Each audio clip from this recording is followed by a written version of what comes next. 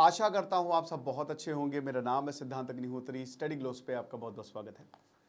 दोस्तों आज हम क्राइम अफेयर्स पे बात करेंगे। क्राइम अफेयर्स पे आपका स्वागत है। स्टडी ग्लोस यार एक्चुअली जबान पे चढ़ा हुआ है, सॉरी। तो क्राइम अफेयर्स को यार पहले तो सब्सक्राइब कर दो। आपको पता है कि मैं हर दिन एक लेक्चर ला रहा हूँ। तो जिस कहानी की आज हम बात करेंगे वो वाकई में आपको चौंका देगी। मैंने एक डॉक्यूमेंट्री देखी, लॉन्ग आइलैंड गॉन गर्ल्स। मेरा प्राइमरी सोर्स वही है। तो आज हम एक ऐसे सीरियल किलर की बात करेंगे जो आपके होश उड़ा देगा। लेक्चर आखिरी तक सुनिएगा। 3 पार्ट है इस लेक्चर के। पहले फेज में हम डिस्कस करेंगे कि लड़कियां जो गायब हुई और ये सब की सब वैश्याएं थी, प्रोस्टिट्यूट्स थी। दूसरी, पुलिस ने क्या किया। और तीसरा, 14 साल बाद एक केस सॉल्व हुआ। 14 साल नहीं, ये बहुत पहले से हो रहा है, 30 साल। अभी पिछले साल जाके इसको सजा मिली है। जो कातिल है, जब मैं इसके बारे में आपको बताएगा ना, उड़ जाओगे आप। होश कह रहे भाई ऐसा कैसे हो सकता है। आपके इर्द गिर्द हो सकता है बहुत सारे कातिल घूम रहे हो, तुमको पता ना हो। तो शुरुआत करें। शुरुआत होती है दोस्तों अमेरिका, क्योंकि अमेरिका की कहानी है। ये मैंने नोट्स बनाए हुए हैं, ठीक है, अपने बहुत अच्छे से। तो इसी को ही करके मैं बिना बना के, मतलब एक तरीके से सोर्स लिखना पड़ता है यार चीज़ें। तो शुरुआत अमेरिका की होती है, अमेरिका में होती है। अमेरिका में न्यूयॉर्क से थोड़ा सा अगर आप दूर जाएंगे तो लॉन्ग आइलैंड एक जगह है ना। न्यूयॉर्क बहुत बड़ा है और लॉन्ग आइलैंड एक जगह है। वहाँ 80 लाख के करीब लोग रहते हैं। बहुत अच्छी शांत जगह है, प्यारी जगह है।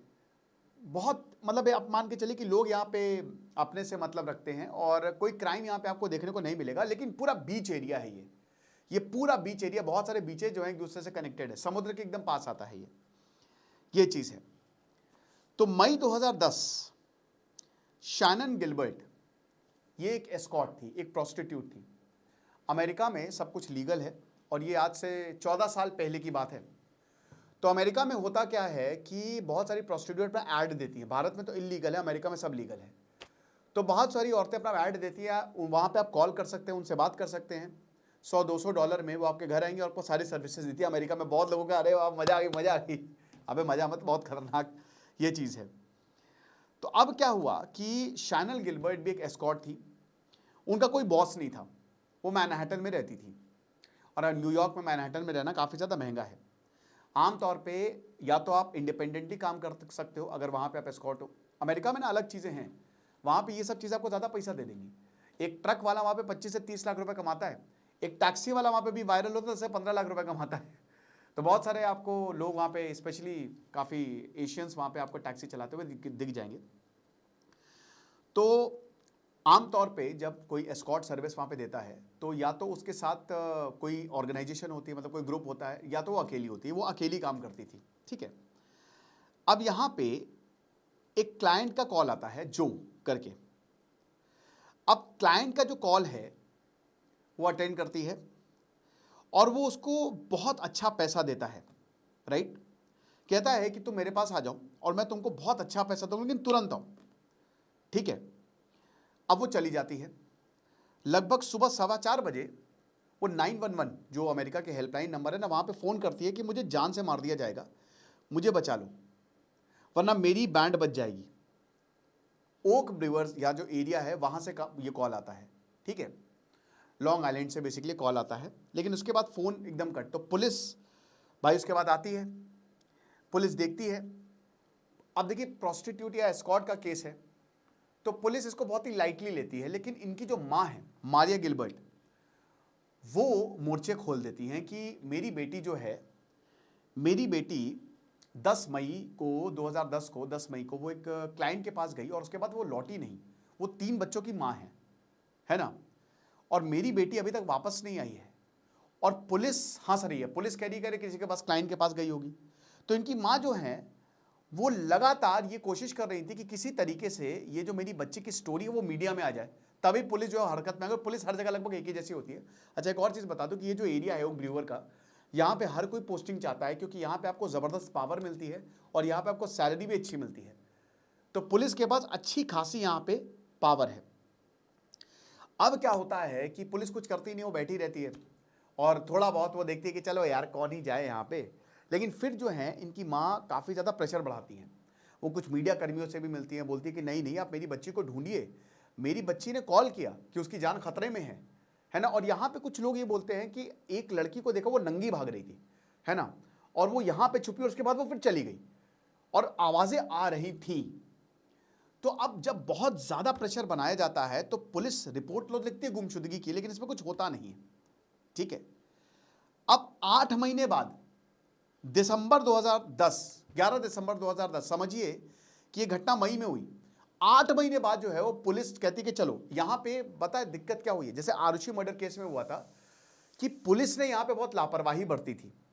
अगर पुलिस मुस्तैद रहे तो 2 दिन के अंदर अंदर केस सॉल्व हो जाए, लेकिन पुलिस की वह गलती यहां पे बहुत बड़ी अमेरिका में है कि ये केस सॉल्व नहीं हो पाया और ये बहुत लंबा समय लग गया, 14-15 साल, उसमें कितने मर्डर हो गए। अगर पुलिस सही से एक्ट करती ना तो ये मर्डर रुक सकते थे, लेकिन अब देखिए आगे क्या होता है यार। तो 8 महीने बाद 11 दिसंबर 2010 को पुलिस को ये लॉन्ग आइलैंड पर हड्डियां मिलती हैं। ओक ब्रिवर जो ये पूरा एरिया है, यहां पे पुलिस को हड्डियां मिलती है और यहां ये एरिया ओशन पार्कवे कहलाता है। अब शुरुआत में ये लगा कि शैनन गिलबर्ट की हड्डियां हैं। शैनन को ही पुलिस ढूंढने निकली थी, तो जब मम्मी को फोन किया गया उनकी कि शायद आपकी बेटी की लाश मिल गई, उनकी हड्डियां मिली है, मम्मी टूट गई, बहुत रोने लगी।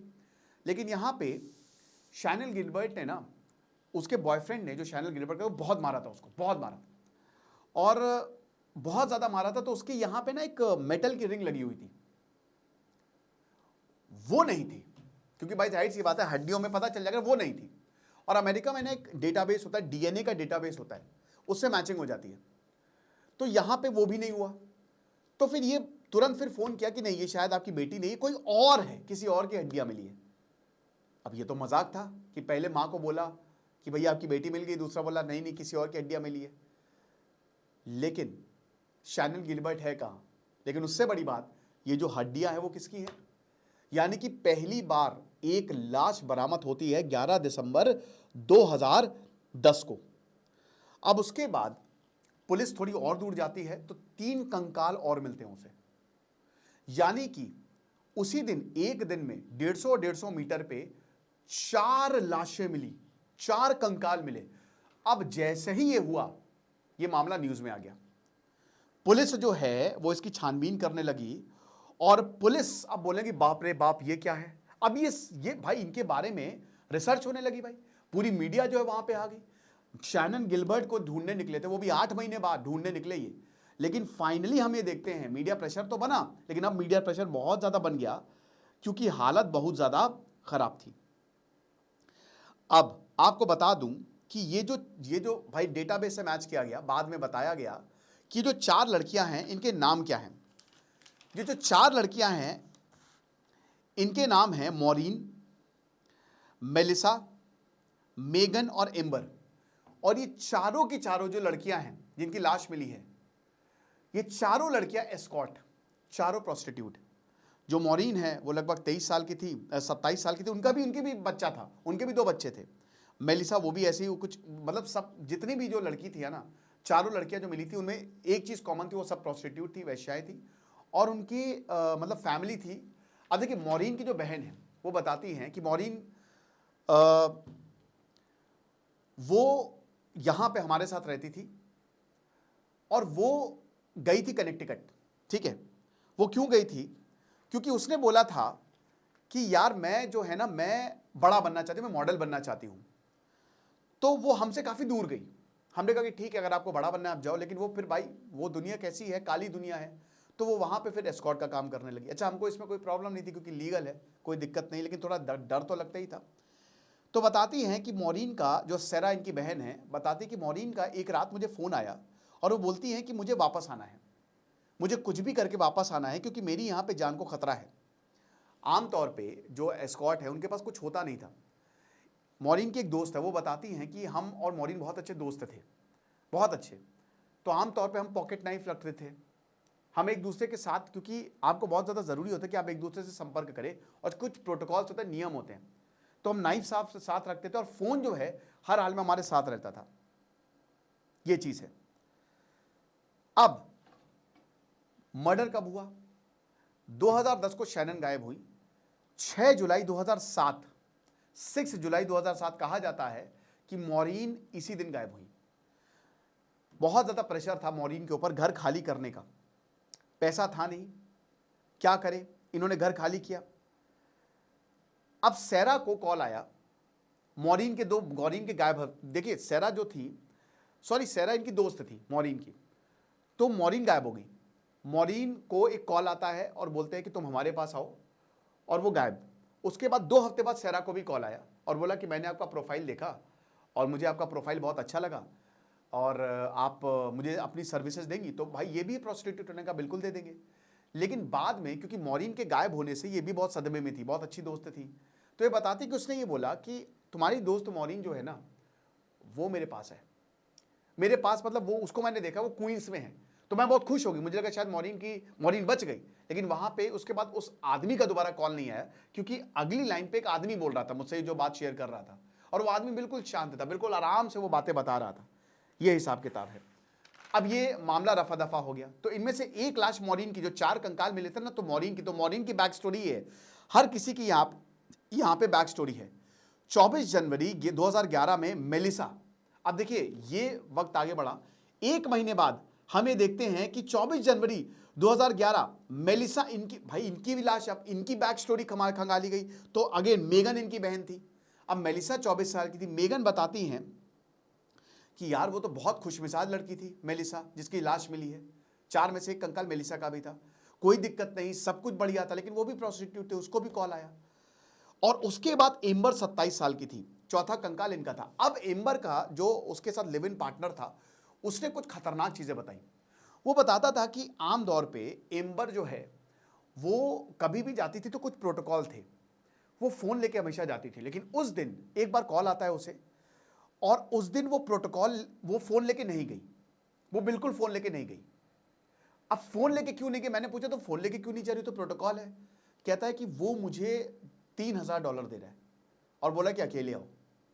तो जब वही जो एम्बर जो लिव इन में रहता था, तो उसने पूछा एम्बर से कि इतना ज़्यादा पैसा दे रहा है, आमतौर पे $100-200 मिलते थे। तो उसने कहा फिर जाओ, लेकिन वो उसके बाद वापस नहीं आई। ये हिसाब किताब हुआ। तो जुलाई 2007 में मॉरीन मारी गई, मॉरीन का मर्डर हुआ। मेलिसा जुलाई 2009 में मारी गई, मेगन जून 2010 में मारी गई, और एम्बर जो है सितंबर 2010 में मारी गई। यानी कि 2007 से लेकर 2010 3 साल के अंदर 4 मर्डर हुए और चारों के कंकाल जो है मिल गए, लेकिन शैनन का कंकाल अभी भी नहीं मिल रहा था। तो यानी कि एक सीरियल किलर था। अब इसके बारे में कोई जानकारी नहीं, कुछ नहीं, कोई सबूत नहीं। पुलिस बोले तो बोले क्या, करे तो करे क्या, बहुत मुश्किल है यहां पे। लेकिन एक चीज और बताता है जो एम्बर का बॉयफ्रेंड होता है। एम्बर का बॉयफ्रेंड ये कहता है कि हुआ क्या कि एम्बर घर पे थी एक बार, और मुझे उसका कॉल आता है एम्बर का, ठीक है, मुझे कॉल आता है और एम्बर कहती जल्दी आ जाओ। तो हम लोग भागे वहां पे, तो एम्बर बाथरूम में थी। एम्बर कहती कि कोई मुझे मार देगा, ये आदमी मार देगा। तो हम लोग जब आए घर में, तो हमने देखा एक लगभग 6.5 फीट 10 इंच का एक बहुत ही लंबा चौड़ा आदमी, भीमकाय आदमी खड़ा हुआ है उसके सामने। और हम लोग जब बोले कि, हमने कहा कि बाहर निकलो भाई, ये क्या बदतमीजी है, तुम घर में आ गए। बोला कि नहीं, मुझे पैसे वापस चाहिए या फिर मुझे सर्विस दो, क्योंकि एम्बर ने बोला था कि मैं तुम्हारे साथ सेक्स नहीं करूंगी। तो उसने बोला कि या तो मुझे पैसे दो, या तो मेरे साथ सेक्स करो, या तो मुझे पैसे वापस दो। तो बोला कि अगर तुम वापस नहीं गए, यहां से नहीं गए, तो हम बुलाएंगे पुलिस को। तो फिर वो डर के मारे चला गया। अब वो, उसकी एक बहुत ही ग्रीन कलर की जीप थी, मतलब जीप क्या, वो डाला टाइप का नहीं होता है कि अमेरिका में जो चलता है, वो आगे कार टाइप की होती है और पीछे एक जीप टाइप का, तो वो लेके चला गया, ग्रीन कलर की थी। अब ये सब एम्बर के बॉयफ्रेंड ने पुलिस को बताया।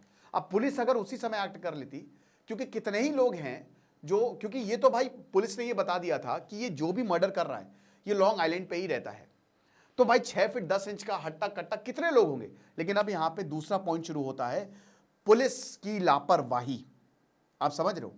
लेकिन एक चीज खतरनाक और होती है, 29 मार्च 2011 को और बॉडीज मिलती हैं, 3 और बॉडीज मिलती हैं, समझिए 4, मतलब यहां पुलिस एकदम सख्ते में कि भाई ऐसा कैसे हो सकता है, आप समझ रहे हो। 2 महीने के अंदर अंदर 8 बॉडीज मिल गई। अब ये जो बॉडी थी, कहा जा रहा है कि इसमें एक महिला का अवशेष था, जिसका धड़ अलग था, सर अलग था। एक तो ये था। दूसरा एक जेसिका टेलर, जब डेटाबेस में मिलाया गया, वो 2003 में कहा गया कि शायद इसका सर मिला, उसका भी सर मिला था। एक छोटा बच्चा था, जेन डो, मतलब बेबी जेन, जो दूसरी महिला थी उसका नाम था, तीसरी महिला जेन डो, और एक छोटे बच्चे की लाश मिली थी, और उसको भी बहुत ही, उसका शव बताया गया था बहुत बुरी ब्रूटल तरीके से इन लोगों को मारा गया है। तो अभी तक टोटल 8 बॉडीज मिल चुकी हैं, लेकिन शैनन का कोई अता पता नहीं। अब यहां पे कहा गया कि ओक बीच में जाते हैं आगे। अब देखिए ओक बीच थोड़ा सा आगे वाला एरिया है। ये क्या है ना कि ये दलदली एरिया, यहां पे किसी ने सर्च नहीं किया था, ठीक है, किसी ने खोजा नहीं था क्योंकि बहुत ज्यादा दलदली एरिया है। तो बोला कि हाँ चलो ठीक है। अब देखिए पहला केस मई 2010 में आया शैनन का, उसके बाद ये सारी बॉडीज मिलना शुरू हो गई जब पुलिस ने सर्च किया। अब यहां पे 1 साल 18 महीने हो गए। अब यहां पे 6 दिसंबर 2011 को फाइनली उनको शैनन की बिलोंगिंग्स मिलती है। और जब शैनन की बिलोंगिंग्स मिली उसमें उसके कपड़े थे, उनके बाकी बहुत सारी चीजें थी। तो शैनन की जब बिलोंगिंग मिली तब फाइनली शैनन मतलब पता चल गया कि शायद ये यहीं पे इसी दलदली एरिया में आई होगी। लेकिन पुलिस ने फिर अपनी थ्योरीज बनाना शुरू कर दिया। पुलिस ने बोला कि शायद ये कहीं गाड़ी से जा रही होगी और इसकी गाड़ी जो यहाँ पे मुड़ गई होगी, या हो सकता है कि यहाँ पे वो बचने के लिए आ गई हो और ये दलदली एरिया हो, यहाँ पे फंस गई हो। ऐसी बहुत सारी थ्योरीज चल रही थी। लेकिन दोस्तों ये साफ था कि एक कातिल लगातार कत्ल करता जा रहा है, लेकिन आखिर कातिल है कौन? फिर बाद में पता चला और देखा गया तो 2 और लाशें मिली थी 1979 में, ठीक है, अप्रैल 1979। अब आपको बता दूं कि पुलिस ये सब काम कर रही है, पुलिस को लाशें मिलती जा रही है। इसी समय एक पुलिस चीफ को, अब पुलिस कितनी लापरवाही कर रही है, एक पुलिस चीफ को नियुक्त किया जाता है जिसका नाम होता है जेम्स बर्क।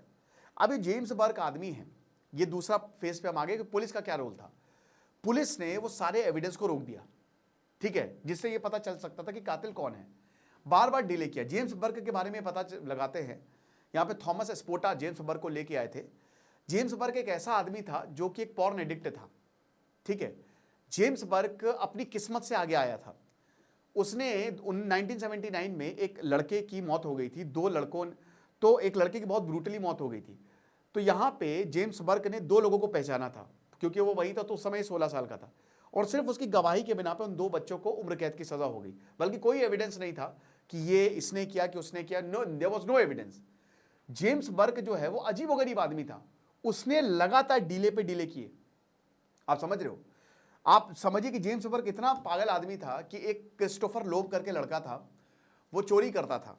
तो उसने क्या किया कि उसने चोरी चुरा लिया, एक बैग चुराया था एक कार से। अब उस बैग में ड्रग्स मिले, पॉर्न वीडियोस मिले बहुत सारे, और सेक्स टॉयज मिले। बाद में पता चला वो जेम्स बर्ग का बैग है। क्रिस्टोफर लोग की किस्मत खराब कि उसने जेम्स बर्ग का बैग चुरा लिया। उसके बाद क्रिस्टोफर लोग को पकड़ के लाया गया, बहुत मारा जेम्स बर्ग ने। बहुत सारे डिटेक्टिव्स आ गए, पुलिस, मैं बता दूं ना कि हर जगह एक ही जैसी होती है ये हिसाब किताब। तो ये बहुत कुछ हुआ और इनके ऊपर फिर जांच बैठ गई। 2015 में जेम्स बर्ग को सजा होती है। अब केस वही का वही है, ये लाशें जो हैं, ये कत्ल किसने किया ये अभी तक नहीं पता, केस वही का वही है। लेकिन पुलिस जो है वो, अब क्योंकि सब डिटेक्टिव्स और पुलिस के ऊपर निर्भर करता है, तो ये चीजें जो है वैसे ही होती जा रही हैं, ये हिसाब किताब। अब इसने जिसने मर्डर किया था उसका नाम दिया गया, क्योंकि 4 लाशें मिली थी ना, तो गिलगो 4 नाम दिया गया। अब ये केस ठंडे बस्ते में चला गया, ठीक है। यहां पे जिनकी लाशें मिली हैं उनकी फैमिलीज जो है, चाहे वो मॉरीन हो, चाहे अमांडा हो, चाहे यहाँ पे शैनन हो, तो सबकी फैमिली जो है इंसाफ के लिए लगातार लड़ रही है। तो 2010 में पहली लाश मिली थी। अब करते करते करते करते 14 साल बीत गए, 12 साल बीत गए, 2022 आ गया और पुलिस ने कुछ नहीं किया, पुलिस ऐसे बैठी रही। तो यहाँ पे बहुत बड़ा नेग्लिजेंस यहाँ पे कहा जाता है। अब क्या होता है कि हम तीसरे फेज में आते हैं कि आखिर का कातिल है कौन। 2022 में पुलिस चेंज होती है, यहाँ पे नए कमिश्नर आती हैं और वो बहुत तेजी से, अब आप देखिए पुलिस अगर चाहे, जो केस 12 साल में सॉल्व नहीं हो पाया वो 6 हफ्ते के अंदर सॉल्व हो गया। अच्छा, जेम्स बर्ग का क्या हुआ, उसको 5 साल की सजा मिली क्योंकि उसको अरेस्ट कर लिया कि उसके ऊपर इन्वेस्टिगेशन बैठ गई। जेम्स बर्ग बहुत ही कहते हैं ना कि एक पागल आदमी को उस खुद भी नहीं पता था उसको कि वो इतनी ऊपर कैसे पहुंच गया, बस वही चाटुकारिता करते हुए, चापलूसी करते हुए, ये चीज है। अब क्या हुआ कि दोबारा से 2022 में इस केस की जांच शुरू होती है। 12 साल हो गए, कोई केस कुछ नहीं आगे नहीं बढ़ा, तो दोबारा से जब इसकी जांच शुरू हुई तो यहां पे देखा गया 6 हफ्ते के अंदर अंदर पुलिस ने बहुत सारे एविडेंस देखे कि आखिरकार ये इतना बड़ा आदमी, बहुत सारी टेस्टिमनीज ली, ठीक है, डेटाबेस निकाला कि 6 फीट 10 इंच का आदमी और ये वो कैसे हो गया, है ना। यहां पे एक लड़की है, वो बताती है कि मुझे कॉल आया था, वो भी कोई एस्कॉर्ट थी, प्रोस्टिट्यूट थी, उसने बताया, और वो कोकीन भी सप्लाई किया करती थी। तो वो बताती है कि मुझे कॉल आया था और उसने मुझे बोला कि सुनो, क्या तुमको कोकीन चाहिए तो मेरे घर आ जाओ। तो मैंने कहा ठीक है। तो मैं उसके घर गई। तो मैं जब उसके घर गई तो उसका घर बहुत ही डरावना था, बहुत ही अजीब सा था, ठीक है। और वहां पे मैंने देखा कि बाल्टी उल्टी पड़ी हुई है, टीवी चल रहा है, इधर 2 सोफे 2 चेयर पड़ी हुई हैं, सब कुछ अस्त व्यस्त है और पूरा अंधेरा है घर में। तो उसने बोला कि तुम यहां पे बैठो, मैं कोकीन लेके आता हूं। तो मैं ऊपर गया। तो जब वो ऊपर गया, मैं यहां पे बैठी हुई थी, तो मैंने देखा कि वो एक जो ऊपर वाला कमरा, वहां पे बहुत अजीबोगरीब आवाजें आ रही हैं।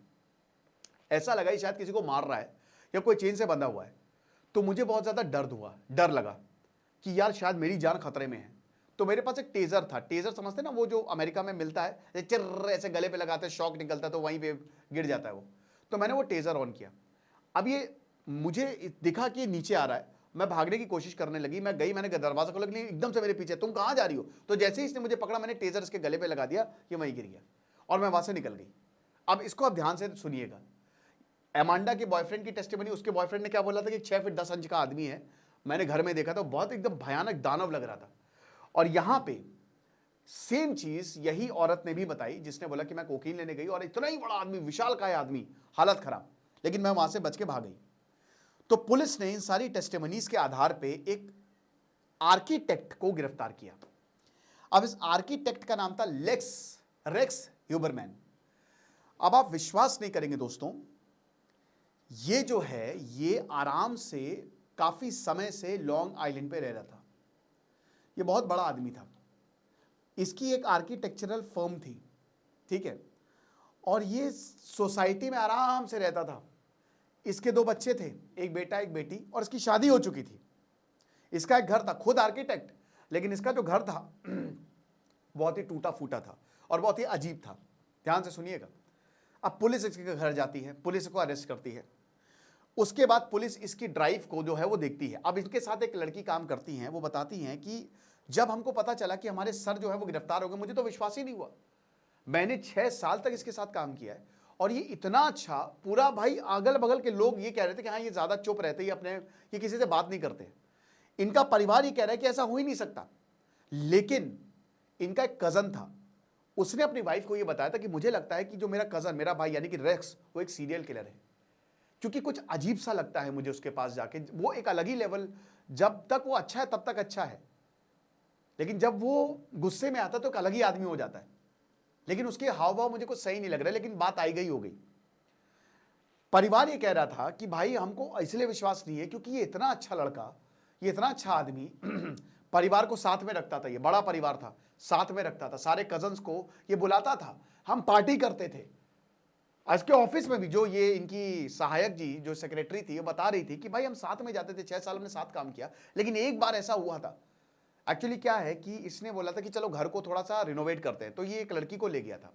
तो उन्होंने बोला कि आपका बेसमेंट है नीचे, बेसमेंट को भी देख ले। तो उन्होंने कहा कि नहीं, बेसमेंट को देखने की कोई जरूरत नहीं है, वहां पे कुछ नहीं है। बेसमेंट में जाने नहीं दिया था, लेकिन कहीं ना कहीं उस लड़की को थोड़ा सा डर तो लगा था कि बेसमेंट कुछ सही नहीं लग रहा है, यहां कुछ गड़बड़ है। तो रेक्स यहां पे ह्यूबरमैन को जब गिरफ्तार किया गया और पुलिस जब अंदर जाती है, तो पुलिस जब बेसमेंट में घुसती है तो पुलिस के होश उड़ गए। पुलिस कहती है कि भाई हमने, क्योंकि देखिए आप क्या होता है ना कि आप किसी को गिरफ्तार तो कर सकते हो, लेकिन हमेशा याद रखिएगा कि आपको एविडेंस चाहिए होते हैं, और विदाउट एविडेंस आप किसी को गिरफ्तार नहीं कर सकते। मतलब आप गिरफ्तार कर सकते हो लेकिन आप उसको प्रूव नहीं कर सकते। भले ही कोई जो कातिल है वो ये बोलते कि मैंने मर्डर किया है, लेकिन अगर एविडेंस नहीं मिलेगा तो कोर्ट में बोल देगा मैंने नहीं किया। आपके सामने भले ही कन्विंस कर ले, एविडेंस चाहिए। तो एविडेंस के लिए पुलिस ने क्या किया, पुलिस सबसे पहले इसकी कंप्यूटर देखने लगी। अब जब पुलिस ने इसका कंप्यूटर देखा तो इसके पास बहुत सारे ईमेल अकाउंट्स मिले। अलग अलग ईमेल से जब ये प्रोस्टिट्यूट का ऐड देखता था तो उनको मेल भेजता था या कॉल करता था, बहुत सारे ईमेल अकाउंट मिले। तो एक तो पुलिस का शक गहरा गया, लेकिन सबसे बड़ी चीज पता क्या हुई, जो 4 लाशें मैंने आपको बताई थी उनकी डीएनए मैचिंग हुई, क्योंकि उस वहां से बाल मिले थे, उनके कंकाल पे बाल भी थे। तो उनके डीएनए और इसके डीएनए को जब मैच करवाया गया तो मैच हो गया। यह सबसे बड़ा सबूत था। 13 जुलाई 2023, आप समझ रहे हो, सबसे बड़ा सबूत था कि कातिल और कोई नहीं, यही रेक्स है। अब ये कहां रहता था, ये मैसापेक्वा पार्क में रहता था। छोटा सा एरिया है, पीसफुल एरिया है, बहुत अच्छा एरिया है। यहां पे ये आराम से चीजें कर रहा था, सबके साथ घुला मिला था। मैं बता तो रहा हूं कि कोई, मतलब आप, ये एक फर्म चलाता था, ये लोगों के घर बनाता था। लेकिन पुलिस को ये डाउट हुआ कि लोगों के घर बना रहा है, अपना क्यों नहीं बना रहा है। इसका घर बहुत अजीब सा था, बहुत अंधेरा था इसके घर में, बहुत डरावना इसका घर था कि जब आप जाओगे ना तो अजीब सी सिहरन से पैदा होती है। जाहिर सी बात है, वहां पे इतने लोगों को मारा, ये चीज है। और सबसे बड़ी बात, ना ही इसने कभी किसी पे गुस्सा किया, ये जो जिनसे भी मिलता था, जो इनके क्लाइंट्स थे, लेकिन यही है ये चीज। अब यहां पे जब बेसमेंट और खंगाला तो 300 के करीब हथियार मिले, 300 गन्स मिली रेक्स को। रेक्स कहते कि एक शिकारी था, ठीक है, इसको शिकार करना बहुत पसंद है और अमेरिका में गन रखना लीगल है। तो लेकिन 300 के करीब हथियार, 300 के करीब गन्स मिली। उसके बाद इनकी सर्च हिस्ट्री देखी तो ये देखा गया कि रेक्स जो है वो बहुत ही, एक कहते हैं ना, सैडिस्टिक आदमी था। सैडिस्टिक पता कौन होता है? जो दूसरों के दर्द में अपने आप को अच्छा फील करता है। मतलब अगर आप खुशी में होंगे तो उनको सुकून मिलेगा। तो ये दूसरों को, ये इस तरीके का आदमी था कि दूसरों को दर्द हो रहा है लेकिन ये दर्द से अच्छा फील करता था, स्पेशली औरतों को। इसकी जो सर्च हिस्ट्री थी उस पर मिला पॉर्न। और पॉर्न कैसा? टॉर्चरस पॉर्न, ठीक है, बहुत ही मतलब ऐसा हिंसात्मक जो कि औरतों के लिए बड़ी खतरनाक था, औरतों के लिए हेट, ये सब सर्च हिस्ट्री में मिला, ये सारी चीजें मिली। तो यहां पे ये तो पक्का हो गया कि ये औरतों के खिलाफ, मतलब एक सैडिस्टिक नेचर है इसका, और ये औरतों के खिलाफ बहुत ही इसके दिमाग में नफरत बढ़ी हुई है। अब इसको पता था कि देखिए प्रोस्टिट्यूट्स का जो केस होता है वो कोई बहुत सीरियसली नहीं लेता है, इसको बहुत अच्छे से पता था। पुलिस भी इसको दाएं बाएं, इसीलिए उसने टारगेट किया। और बताया जा रहा है कि पहली लाश 1993 में एक और लाश मिली, ऐसी बहुत सारी लाश मिली हैं। एक में तो ऐसा हुआ था कि एक दूसरे आदमी को लाश मिली और पुलिस ने दूसरे आदमी को पकड़ लिया। कुछ लाशें तो ऐसी थी जिसमें इसकी कभी मैचिंग ही नहीं हो पाई, कि मतलब हो सकता है इसने कत्ल किया हो लेकिन ये साबित नहीं हो पाया, तो कोई और इंसान इसकी वजह से सजा काट रहा था। ये चीज है। अब क्या हुआ कि जब पुलिस ने और ज्यादा जांच पड़ताल की तो अब जो मैं आपको बताने वाला हूं वो आपको और ज्यादा चौंका देगा। पुलिस ने यह देखा कि इसका जो बचपन था वो बहुत ही ज्यादा ट्रॉमेटिक था। इनके पिताजी का नाम था थियोडोर ह्यूरमैन। अब ये एक बहुत ही गुस्सैल पिता थे। इंसान का जो बच्चे का बचपन होता है ना, अगर देखिए आप, अगर बचपन अच्छा नहीं हो तो प्रोडक्ट अच्छा नहीं होता है। क्योंकि बचपन में आपके साथ जो होता है, अगर बहुत हिंसा हो रही है ना तो आप हिंसात्मक हो जाएंगे, आप डर भी जाएंगे, आप हिंसात्मक भी हो जाएंगे। तो बचपन बहुत खराब था। इसकी कदकाठी शुरुआत से काफी लंबी थी। बताते हैं कि एक बार इसको स्कूल में 4-5 लड़कों ने घेर लिया। अब ये कौन बताता है? रेक्स ह्यूबरमैन का बचपन का दोस्त बताता है कि बच्चों ने घेर इसको बहुत पीटा लेकिन तब भी कुछ बोला नहीं, बल्कि काफी लंबा था, आसानी से मार सकता था। इसको बुली किया जाता था, बोलता नहीं था। और घर में जाता तो घर में पिताजी पीटते थे, बहुत आवाजें आती थी, चिल्लाते थे, पीटते थे। तो बचपन इसका काफी ज्यादा ट्रॉमेटिक था और ये कभी भी वापस नहीं लड़ता था, हमेशा डांट खाता रहता था। ये दोहरी जिंदगी जी रहा था, एक तो अच्छा लेकिन रात में ये शैतान।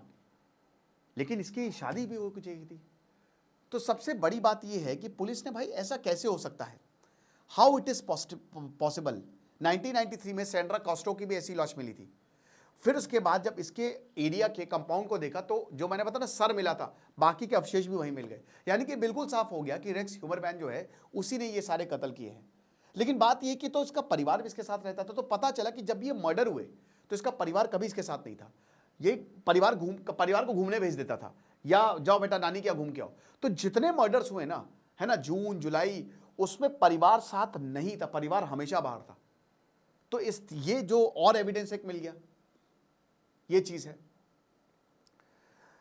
अब सबसे खतरनाक पता क्या चीज मिली? जब पुलिस ने इसकी हार्ड ड्राइव देखी, इसने हालांकि सब डिलीट कर दिया था, तो पुलिस के होश उड़ गए, क्योंकि इसने बकायदा डॉक्यूमेंट बनाया हुआ था, बकायदा इसने प्लानिंग की हुई थी।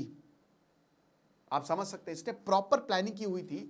इसने एक एक चीज लिखी हुई थी, कैसे क्या करना है, किसको मारना है। इसका जो डॉक्यूमेंट्स मिला था इसमें लिखा था कि सबसे पहले तो आपको साउंड को कंट्रोल करना है ना, कि कोई अगर औरत को मैं टॉर्चर करूं, मैं मारूं, तो उसका आवाज जो है बाहर ना जा पाए। उसके बाद मर्डर से पहले आपको सोना है, अच्छी नींद लेनी है, क्योंकि जब आप सोएंगे नहीं, जब आप मर्डर करेंगे सो आपकी नींद नहीं आएगी और ये काफी टायरिंग काम है, ठीक है, तो आप परेशान हो जाएंगे। उसके बाद आप कई बार मारिए और इतना मारिए कि वो बोलने की हालत में ना मिले। आप समझ रहे हो? और आप चेहरे पे मारिए, जिसको भी, जिस विक्टिम को लेके ये बोला है। उसके बोला है कि भाई देखिए, जितना ज़्यादा आप नींद लेंगे उतना ही ज़्यादा टॉर्चर में मज़ा आएगा, क्योंकि उतना लंबा आप जगेंगे, क्योंकि सब रात में करना है मर्डर, जब सब सोते हैं। नॉइस कंट्रोल इंपॉर्टेंट है, और हम लड़की के साथ खेल भी सकते हैं, उनके जिस्म के साथ खेल सकते हैं, ये बोला गया। और देखिए बोला है यहां पे, बोला है कि टेप का इस्तेमाल नहीं करना है, पिंस का इस्तेमाल करना है। ठीक है, जो कपड़े उतारने हैं टेप से नहीं ना, पिंस का इस्तेमाल करना है। उसके बाद हैवी रोप, बहुत ही भारी रस्सी को यूज करना है ताकि गले को या फिर उसको टाइट से बांधा जा सके। पूरा डॉक्यूमेंट, पूरा प्रॉपर प्लान मिला कि आप कैसे इसको मार सकते हैं। तो ये है। उसके बाद इसको सजा हुई। अब देखिए ये काफी ज्यादा चौंकाने वाला है, काफी ज्यादा डेंजरस है। आप समझ रहे हैं, डेंजरस इस तरीके से है क्योंकि ये बहुत पहले से हो रहा है, 1993 से ये मर्डर हो रहे हैं। और इसका जो है वो, जब इसने पहला मर्डर किया किसी ने पकड़ा नहीं, तो इसका हौसला बढ़ता गया। पुलिस वही बता रहे कि अगर अपनी वो जो जांच है वो सही से कर लेती तो ये मर्डर बच सकते थे, लेकिन पुलिस को भी लगा प्रोस्टिट्यूट एस्कॉर्ट है, क्या ही फर्क पड़ रहा है। लेकिन यही है चौंकाने वाली बात, ये कि ये किलर हमेशा से समाज में था, ये लोगों के साथ उठ बैठ रहा था, इसकी अच्छी नौकरी थी, ये अच्छा कमा रहा था, इसकी शादी हो गई थी, लेकिन फिर भी एक सीरियल किलर। एक रिसर्च में पाया गया था कि आप 20 मतलब आप अपनी जिंदगी में, ठीक है, हर 25वां आदमी कोई ऐसा हो सकता है जो शायद सीरियल किलर हो या कोई किलर हो। आप एक अपराधी से मिलते हो, कभी ना कभी आपका हमेशा सामना होगा। तो यही है। अब मैं अगली जो कहानी करूंगा वो टेड बंडी की करूंगा, जो कि बहुत ही, जो कहते हैं ना कि वो अमेरिका के इतिहास में 30 औरतों को उसने मारा था। चार्ल्स शोबराज था ना जैसे भारत में, वैसे ही टेड बंडी। इसकी कहानी हम कोशिश करेंगे कल या परसों में करें, लेकिन आप चैनल को ज़रूर सब्सक्राइब करें, मैं यही चाहूँगा। तो फिर आप को कैसी लगी ये कहानी आप मुझे कमेंट बॉक्स में ज़रूर बताइएगा। खुश रहिए, पढ़ते रहिए। तेज सिद्धांत अग्निहोत्री साइनिंग ऑफ, और चैनल को सब्सक्राइब करें। Thank you.